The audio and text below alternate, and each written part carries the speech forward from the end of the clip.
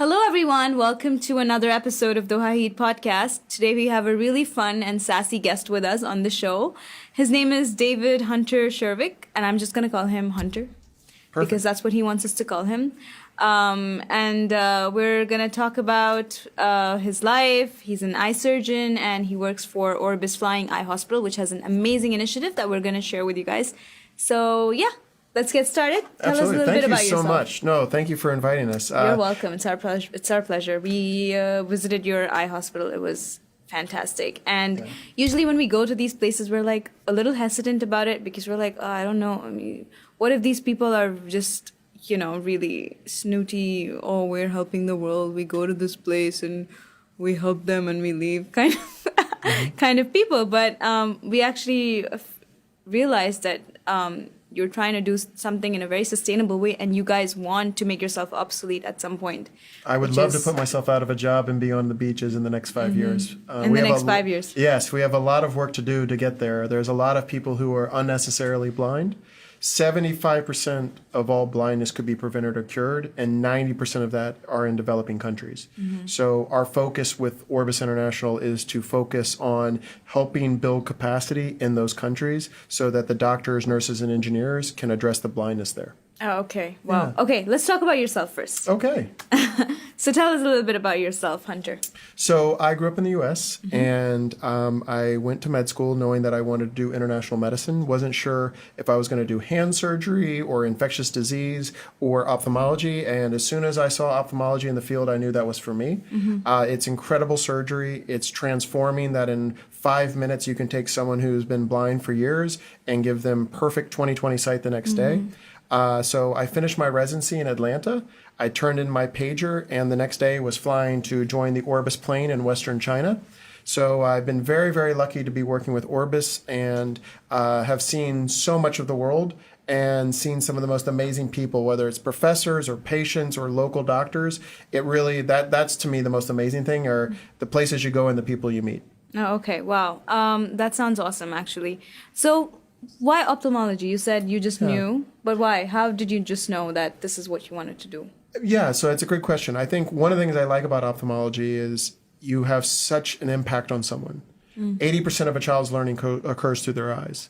And being able to take a child who could not see, give them glasses, do surgery, give them treatments, and now they're back in school, they're back with their family. Those are very powerful things. The gift of sight is often not appreciated until it's taken.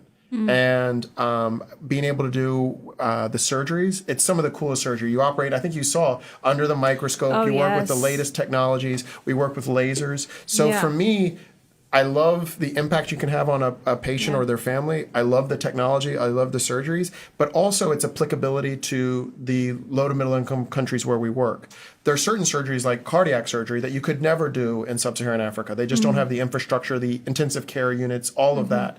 Whereas with eye surgery, we were just coming from Ethiopia before here coming to Doha, and we were teaching cataract surgery without electricity. Oh, wow. So that you can really transfer sustainable skills in the most remote places now. And to me, that's incredible. Okay, wow, beautiful. So in terms, I mean, when we came to your hospital, the eye hospital, and we were trying I think there was the some simulator, the computer simulator. Oh my God, it was scary. It was so scary, and I ruined it. I ruined the person's eye. I mean, the simulator's eye. Correct. By just poking everywhere. Yeah. So it's so difficult. How do you do it? Well, anything's difficult the first time you do something. And one of the things I love about Orbis is we take the best from aviation and the best from medicine. Well, in aviation, they've been training pilots for almost 50 years using simulators. We're way behind the curve in medicine. So Orbis is really using a lot of simulation so that not only can you assess their skills and teach them on plastic eyes or these computer simulations, but also you learn to communicate with them before you go into the operating room. So really, one of the things I like about Orbis is that we take the best in training and the best of technology to help those people who need it most in the areas of the world that need it most. Yeah. And so, yes, you're the first time you do anything, try playing a video game or doing anything, there's a learning curve. Yeah. Well, isn't it nice now we have those technologies to do the learning curve before you ever go in and treat a patient? Definitely. Yeah. So when you were in med school, how did was your learning curve without these simulations? So one of the things I would tell you is I wish I were a resident now, because so many of these technologies are now available. I would tell you that I had a wonderful training program at Emory in Atlanta, and I had a very special professor who was one of the world's best. So for me, I was very, very lucky. You do know that a lot of the places where we go, there aren't professors, there aren't residency programs. People are trying to learn by themselves. And we have something very exciting at Orbis called CyberSight, which is an online internet-based platform where they can submit cases like telemedicine. They can take pictures or studies and submit to a panel of experts, but they can also do structured courses. So just like you can go now and take almost anything now online, this is a very high-level training program for free that allows doctors who have a ophthalmology degree to really learn the new skills that they need to do the best surgeries possible. Wow. Yeah. Okay, so a little bit about you, actually. Yeah. Why did you decide to join something like Orbis? Well, I loved Orbis, and I had been doing nonprofit work before. I liked Orbis because we're non-denominational. We are a training organization. I love teaching, whether it's teaching my niece how to bake cookies or if it's teaching someone to fly fish or go sailing. I love teaching, and that's what Orbis really focuses on, is the training and the technology. So for me, it kind of it checked all the boxes. You get to work with amazing people. You get to work with the latest technologies, you get to train people, and you get to help those who need it most. So for me, it was an incredible opportunity that I just jumped on immediately. Okay, but traveling back and forth to different countries, doesn't it affect your personal life and things like that? How do you balance that? Well, that's a great question. I would tell you that the people who are drawn to Orbis, they really have a passion, and they don't want a 9-to-5 job where they're home every day at 5:01 and wake up the next day at 7:30 and commute to work. It is the only thing that is routine about Orbis is that it's not routine. And one day you may be packing the plane, the next day you'll be doing a radio or a podcast. There's always something that I'm learning and doing. So there is no routine to Orbis. And there is tremendous personal sacrifice. A lot of our team members, I personally do not, but a lot of our team members have significant others or children. For me, it's quite easy. The only thing that's waiting for me at home is a dead cactus. Okay. So for me, I don't have to worry about goldfish or dogs or children or spouses or, I have a very understanding family. My parents are incredibly supportive of my career, and my brother, who lives next door, is constantly helping me. So for me, it's a very wonderful time in my life where I'm able to do what I love professionally and get to meet so many amazing people. Yeah. Wow. Okay. So about Orbis, actually, I don't know if our listeners have like that background and context about it. So let's talk a little bit about it. Why was it started, and what is different about Orbis that is probably not done by other ophthalmology sort of charity initiatives? Yeah. So Orbis was started by a ophthalmologist named David Payton in the 70s. And this is before the internet, before cell phones, before digital photography. And what he wanted to do was introduce the world and connect the world in ophthalmology with the latest technologies to treat that avoidable blindness. And the first plane took off in 1982. It was a DC-8 plane. That plane is now retired to an aircraft museum in China. Another plane, a DC-10 cargo plane, was converted to a hospital, an eye hospital, and that is now in an air museum in the United States. And currently, right now here parked in Doha, we have the third generation flying eye hospital. So this is a MD-10 plane that was donated by FedEx, spent years going through modifications into design to put a world-class hospital and a world-class training facility on board. The hospital on board our MD-10 plane is a U.S. accredited hospital. It has its own air filtration, water filtration, oxygen concentrators. It really is an engineering masterpiece because no matter where we go in the world, the only thing we ask of our partners are stairs, doctors and nurses that want to partner with us, and patients who need our help. Everything else, we're incredibly self-sufficient. Okay. And when you go to these different countries, what is it that you guys are looking for? What countries do you go to? How do you choose those countries? That's a great question. And then what do you provide to these doctors, nurses? What do you provide to the people who are suffering from eye-related problems? Absolutely. So we want to go where we're invited. So the first thing is we need invitations by the Minister of Health. There are certain aircraft requirements. The airport has to be a certain way for us to land our plane, and also security. Then we look for countries where there's a critical mass of ophthalmologists, at least 20 eye doctors, where we can go and use this plane as a conference platform. And what's exciting is through the CyberSight internet-based platform, we can now connect our classroom on the plane to the world. So sometimes there may be 40 doctors in the front of the plane in the classroom, but there's 60 countries watching through the internet. So we really have tried to create that plane to be a magnet for training, for skill transfer, for bringing in advocacy, politicians, policymakers, to really try to change the ophthalmology and the ophthalmic landscape in that country. So we'll do a 2 to 4 week high-level skills exchange program where they're teaching us and we're teaching them. One of the things I like about Orbis is we don't just focus on the doctors. Doctors are very good at taking all the credit, but they don't do all the work. A lot of the work is done, especially in pediatrics, by the nurses, the anesthesiologists, and the biomedical engineers. So on board, we have our own engineers who not only maintain our technology and equipment, but work with the local doctors to restore their equipment and teach them how to prevent this very expensive, very important eye equipment from becoming broken in 2 to 3 months. Okay, so in a way, you're empowering them to be able to take care of their own equipment and their own requirements and needs. Absolutely. Yeah. Our goal with the plane is not to show off, it's to show how. And one of the things I love about our plane is we have more than a dozen countries represented at any time. Yeah. In that OR, it's the best example of what I call functional diplomacy, where we can have all 6 continents, Australia, Africa, South America, Europe, all the continents working together to help one child see better. The only time it's a problem is during the World Cup, especially if we have the Brazilians, the Italians, and German team members on board. So it is a very special place. And one of the things I love is everyone is so clear on our mission. Our mission is to give that patient the best care possible and to teach and exchange skills with those local eye care providers. Okay. So what countries have you been to? So the plane first took off in 1982. It has been to more than 90 countries since then. Wow. So we have been all over the world trying to connect the best talent with those best change makers in the country. So the professors, we try to train the trainers. So we're training the highest level professors, the residency directors, the policy makers, the head nurse, things like that, so that during this exchange conference, we really can introduce things that will change not only the quality of eye care, but the systems, whether it's sterilizing instruments or patient rights or informed consent.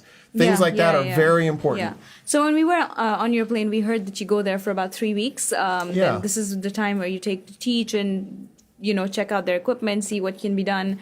And then you come back. And then I know that you said you follow up again. Yes. So tell us a little bit about that. Why do you go back to follow up with them? You just hit something very important. The plane is only about 20% of our budget, and it's a small part of what we do programmatically. So, for example, why we're here in Qatar, the Qatari government, through the Qatar Fund for Development, gave us sponsorship to go to India and Bangladesh and screen over 1 million children a year for refractive error, for glasses and eye problems. That has nothing to do with the plane. So 80% of what we do has nothing to do with the plane, and the plane comes into countries where we're already working to provide a refresher, a conference. So we go back to countries every 2 to 3 years, but we also have hospital-based programs where doctors or nurses may go to more rural areas, or we have fellowships where some of the best and brightest in that country come to the best centers in the world to learn from our experts and our volunteer faculty. So the plane is a small part of what we do. We're constantly looking at what tools, what different programs we can introduce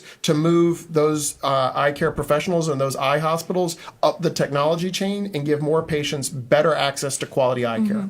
And in the countries, what kind of need are you guys fulfilling? Like, what is going on, like percentage-wise or statistics-wise?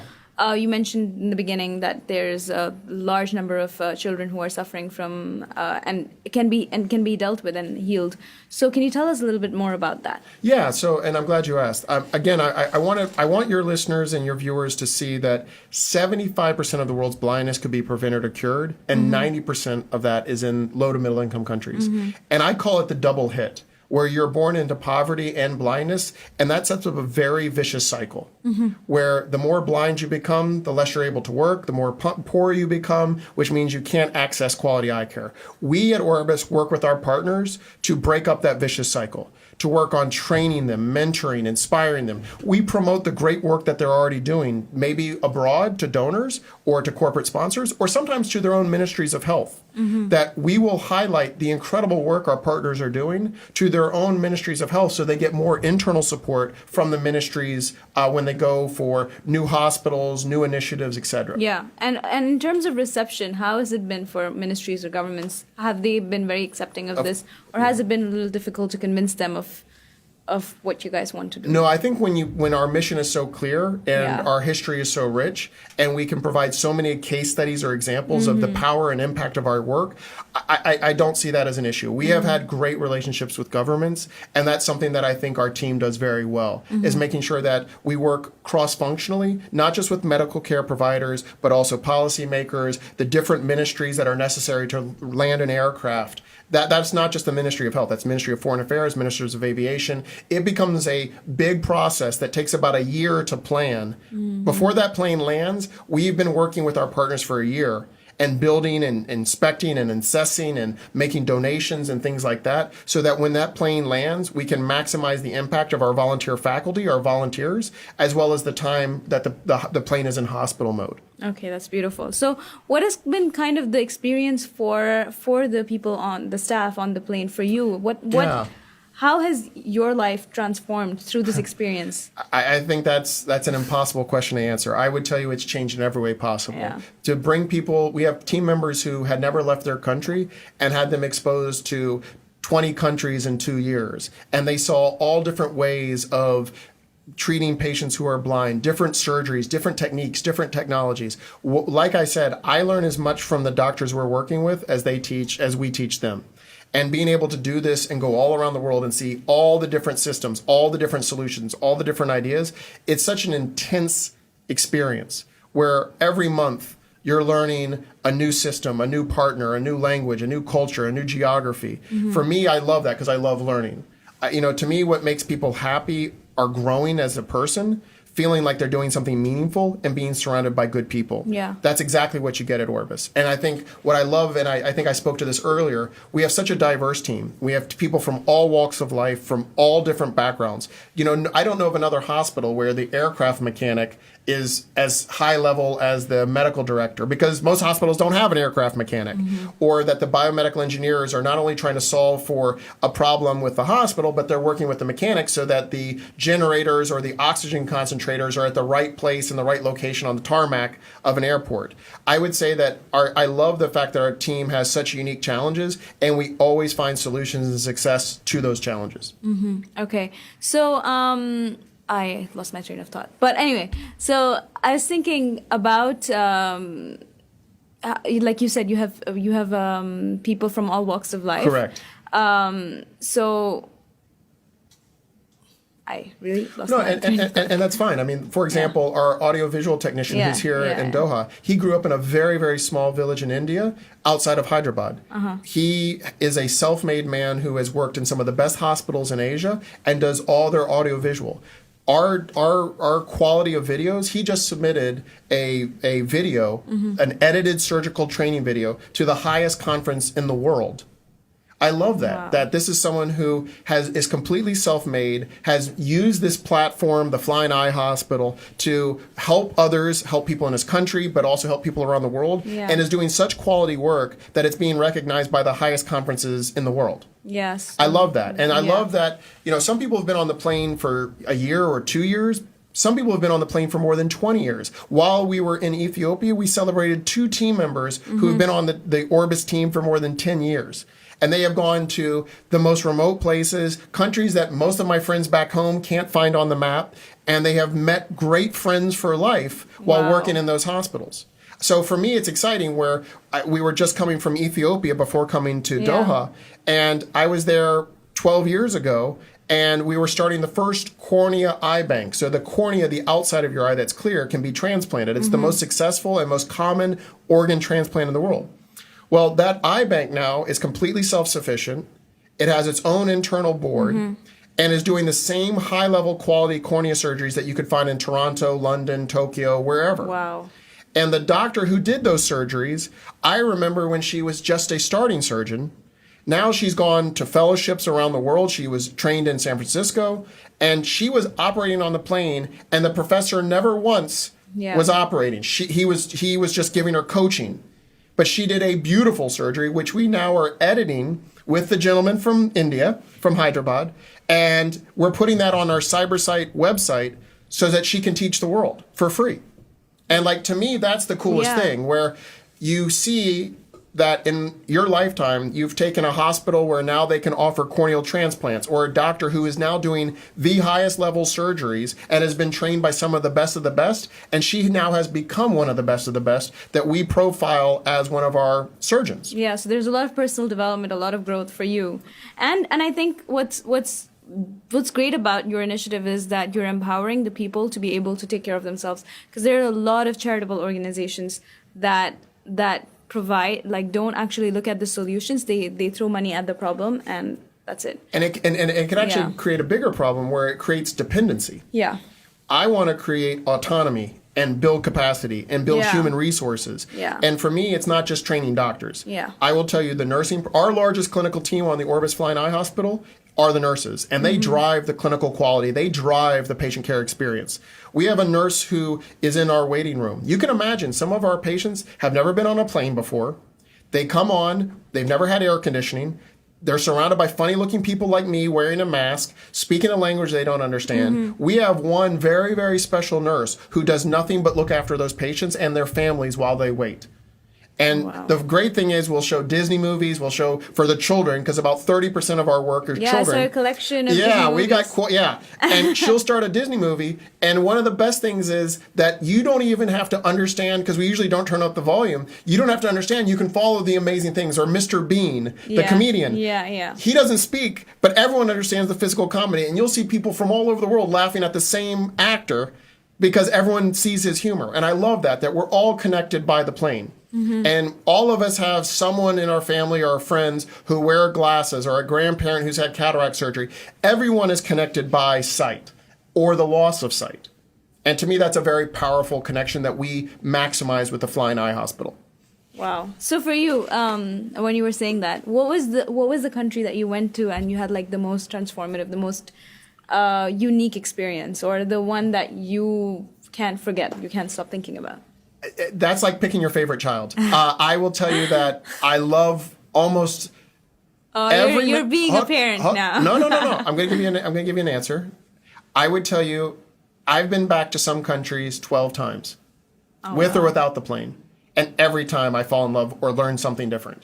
So, for example, we were just in Ethiopia. I was there a decade before.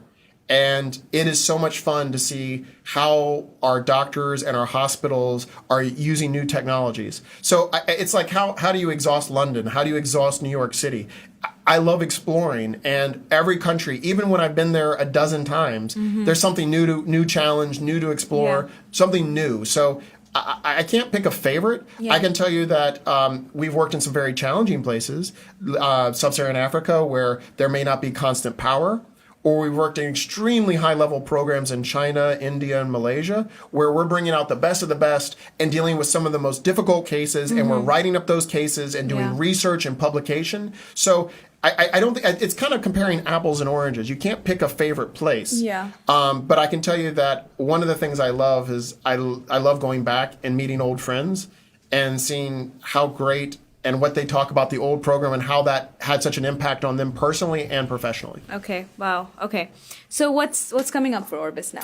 So we were very appreciative to be here in Qatar. So we are spending the next 2 days part of the World Innovation Summit in Healthcare, WISH. WISH, yes. Yes, Orbis has a booth there. We're also meeting with the Qatar Fund for Development and Qatar Creating Vision and the Qatar Charity to look at new initiatives that we can do over the next 1 to 5 years, whether that's with CyberSight or our REACH program in India, which is refractive error amongst children, where all these million children a year are getting screened before they start school. Let's not forget that 80% of a child's learning occurs through their eyes. And being able to work with the Qatari government, the Qatari Fund for Development, this is incredible, where we're now treating 1 million children a year, screening them, getting them glasses. Yes. And you can think that that child who didn't have glasses, what would have happened if you got a bad start in first grade or second grade? Even if you got the of glasses a few years later, you might have already been in a different group when you were an incredible mind that all you needed were those glasses or the vision screening. Yeah, and we don't really appreciate that. Right. So what's next for Orbis? We're going to have an incredible 2 days at the World Innovation Summit in Healthcare. The plane will be going to the U.S. for a check. The plane has to go, and the hospital, every year have to go through annual maintenance. But don't forget, the plane is only 20% of what we do. We have a team right now in Myanmar doing glaucoma training and planning the plane program for Myanmar next year. We have people working all over the world every day in Ethiopia trying to remove a infectious cause of blindness, a bacteria that will cause blindness in children and tribal members. And we distribute over $100 million of antibiotics each year trying to get rid of that bacteria from the community. So we're working every day, whether it's online with CyberSight, in Ethiopia with this disease called trachoma, or in India doing school screening programs. We have offices all over the world. And so one of the things that makes me very excited is while the plane is getting its annual check, I'm going to more rural areas, or I'll be going and working with doctors and different programs. So the plane is by far our icon. It's an incredible conference, an incredible platform, but it also highlights and lets us talk about our other work, like while we're here in Doha, talking about our work in India with the Qatar Fund for Development and Qatar Creating Vision Initiative. Okay, so tell us a little bit about your life when you're going through to these places, of staying there for a couple of weeks, whatever. Like, I mean, if there are listeners who want to do this, I mean, maybe not Orbis, but something similar, or Orbis, even if it is Orbis. Yeah. So what is it like to, how does your day-to-day routine look like? And I know you said you do different things every day, but if you're going in-house in a country, then what are you doing over there? I think the one thing, not that I know any secrets to life, but what has made me feel the most proud or the most happy is being part of something bigger than myself and doing something meaningful and learning. And so you can do that at home. You don't have to travel to all these exotic locations to have deep impact in a child's life. You can do that with your own family. You can do that with my nieces or godchildren. Or you certainly don't need to travel the world to have impact. And I would encourage everyone to step outside their comfort zone, not only so that they learn, but they see other problems that put theirs in perspective. When I lose a suitcase or I have a canceled flight, I get a reality check every time I go to our screening program and see a child who's never been able to see clearly. Yeah, or very true. A mother who's never been able to see their child. They delivered a child that they've never seen because they're bilaterally blind from cataracts. So I would tell you that someone's always got it better than you do, and someone's always got it worse than you do. And it's how you deal with life that really makes it whether or not you have a happy life or a sad life. For me, doing meaningful work with amazing people is that's my joy. That's what I really find power and joy in doing. Yeah, that's very inspiring. Yeah, no, it's great. And I would encourage anyone listening, I mean, you don't have to go to all these exotic places to really change someone's life. And you can do that in a school, in your local community. Yes, definitely. And that's something we want to promote as well. For the Hahit, like that's what we do. We bring on initiatives that you can do in Qatar, and what can you do to empower and people? What I like is with the plane, we took one of your very prominent eye doctors to India to see our work. We were showing live broadcast of the surgeries here in this hospital doing cataract surgery, and now showing that globally. So the plane is also a wonderful platform to promote the great work that you all are already doing here. And that's what I love, is finding these amazing people and giving them a platform or being able to put them on CyberSight and connect them to over 120 countries for free. Yes. Like that's to me, I'm never the smartest person in the room, but I know who that person is and I know how to connect them to things like the plane or CyberSight. And for me, being around amazing people where at the end of a long OR day, we'll sit at the dinner table and talk about the future of ophthalmology. How are we going to treat blindness in children in India? I mean, that's incredible, where you're around really, really smart people and figure out how to connect them to what we do to give us more impact. Yeah. Okay. So is there something else you want to tell our audiences? No, just thank you. I mean, it's so nice coming here. The hospitality has been incredible. The airport has bent over backwards to give us a home. And obviously, people like you not only caring about our mission, but then promoting the message and getting the word out of how important, not only getting your child's eyes checked or your grandparents' eyes checked, but how much of the world's blindness we could treat with a 5-minute surgery. I mean, come on. I mean, everyone can find a way to support that mission. To give someone they've never met the gift of sight, that's pretty powerful. So how do people support Orbis? Well, first of all, you can go to our website, www.orbis.org,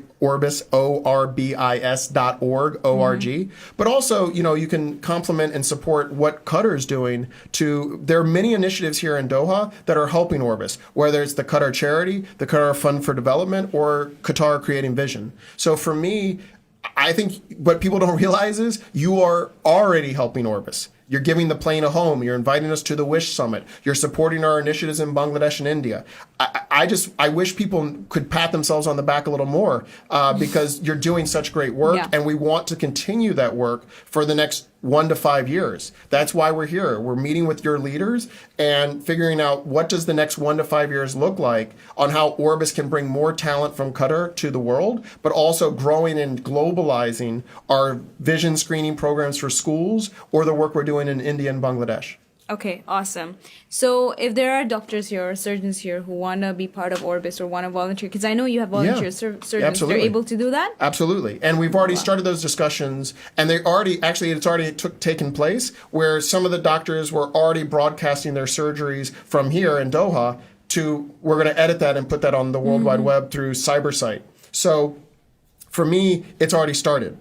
Now it's just how do you grow that? And that's my challenge to figure out the best ways to bring the best people from Qatar to areas of the world where they're needed most. Yeah. So if you're an ophthalmologist, you just heard what he said. So so just go to Orbis's website or social media and you'll find a lot more information. We'll obviously link everything to the show notes below.